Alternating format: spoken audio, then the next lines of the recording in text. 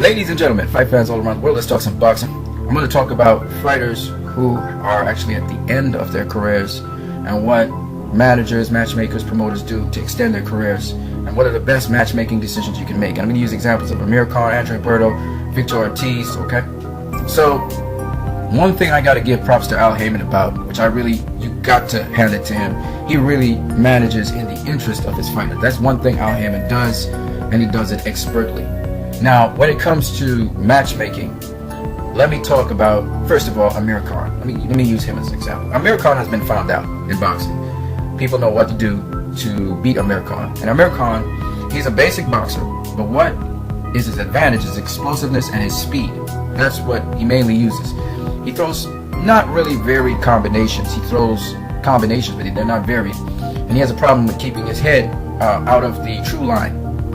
So he can be countered, but most of the time he counts on his explosiveness and his speed to catch his opponent off guard, so they're actually shelling up when he's attacking them. And that's the reason why he seems effective with what he's doing, unless he meets somebody who's a good counterpuncher, and then it's all over. So with Amir Khan, his career is being resurrected right now. And the level of opposition that he's facing is to help him develop certain skill sets. So he's working with Virgil Hunter right now, who's an excellent trainer. This is the guy that got Angola those two big fights, the fight against Erislandy Lara and the fight against Canelo Alvarez, the two best junior middleweights or super welterweights in their respective divisions. So he's done something right, okay? He also got Andre Berto back. He's coming back. He's not so much a banger anymore, right? So with Amir Khan, there's a lot of development and improvement in Amir Khan since he left Freddie Roach and he was knocked out by Danny Garcia. And what I've noticed, which is a great development in Amir Khan, is his ability to use the craft of holding and clinching, as well as he's now more mature in how he throws the jab. He's becoming more versatile in how he throws the jab, and he knows why he's throwing what jab. He's even more versatile in how he fights on the inside, which is just really good crafty work, moving arms and elbows and landing those inside shots. So I'm really impressed with how far Amir Khan has come. Don't get me wrong.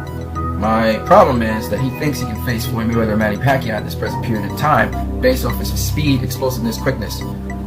That's not going to do it. So what opponent really is a good matchup for Amir Khan at this time? People are saying Chris Algieri. The public won't take Chris Algieri. They won't. Okay, he's a junior welterweight. Okay, and he was way over his head with Manny Pacquiao. It proved he does not belong in the welterweight division at this point in time. He's also feather-fisted, so he's not going to do anything for Amir Khan. Let me give you an ideal opponent a matchmaker should be looking at. They really should be looking at, because this guy has as much a chance against Amir Khan as Amir Khan has against him, but the risk factor of this guy is actually lower than most of the other guys in the division. People are going to buy him as a credible opponent because of his style. And the thing about his style is actually similar to a style Amir Khan faced before, to which he lost to. So this is really a perfect opponent for Amir Khan. And the person I'm talking about is Brandon Rios. Brandon Rios. This guy right here. He's number 6 ranked in the WBC. And Amir Khan's in the WBC. Okay? And the nice thing about Brandon Rios is he's number 3 ranked in the WBO.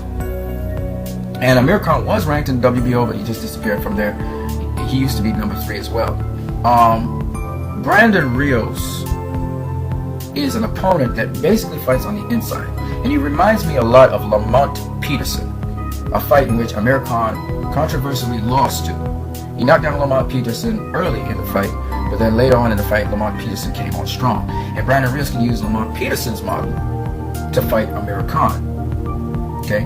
Now, what is the advantage in this for Amir Khan? Amir Khan, if he has improved in his boxing ability and skill, and he's mastered the use of the jab, and he learns how to use combinations a little better, not much better, just a little better, because he's already got the foot speed.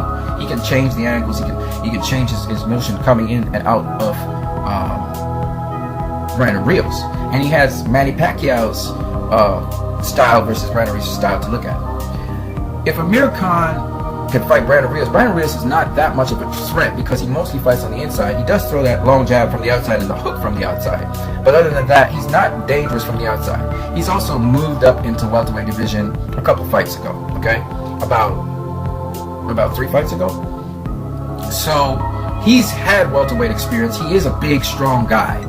And he's definitely a good challenge for Amir Khan, because I think Rios has learned from his last fight with Manny Pacquiao, who's much faster and much superior boxer than Amir Khan is, in terms of resume, not in terms of skill set necessarily, but in terms of resume, and in terms of the challenges being southpaw. That I think Brian Rios should have learned from that, to learn how to cut off the ring.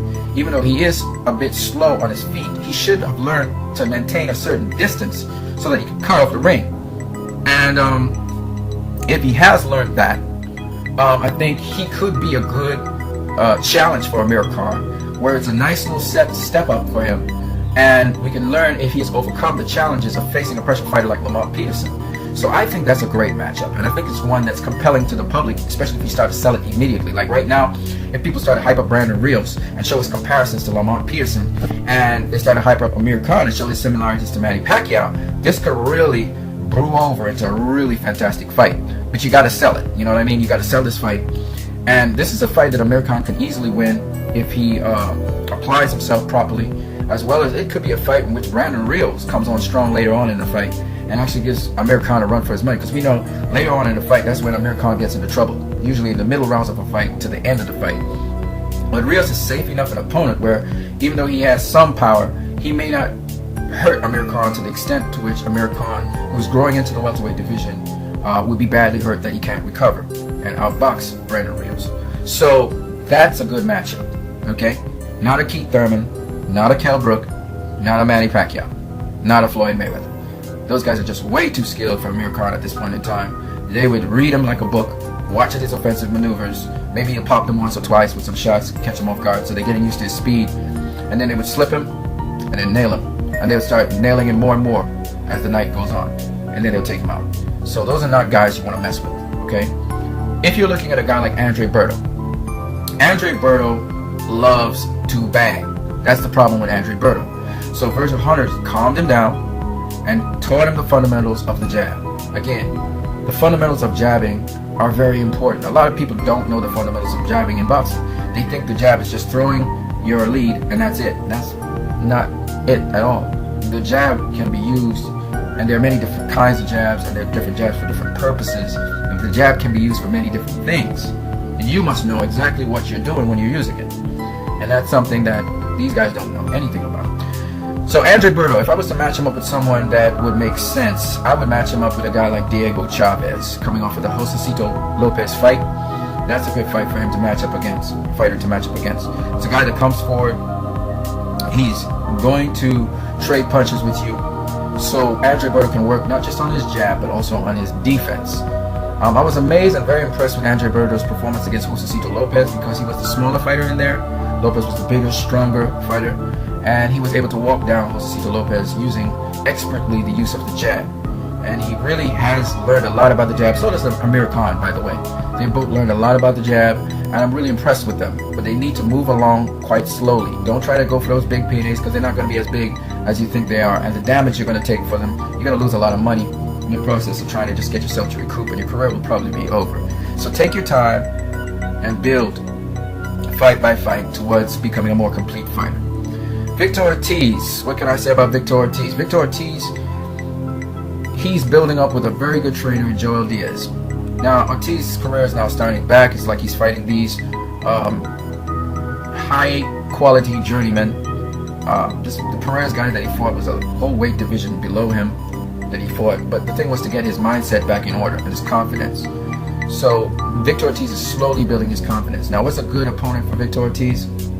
Josecito Lopez. Lopez is coming off a loss, but he doesn't feel like he lost that fight. He thought he was winning most of the rounds.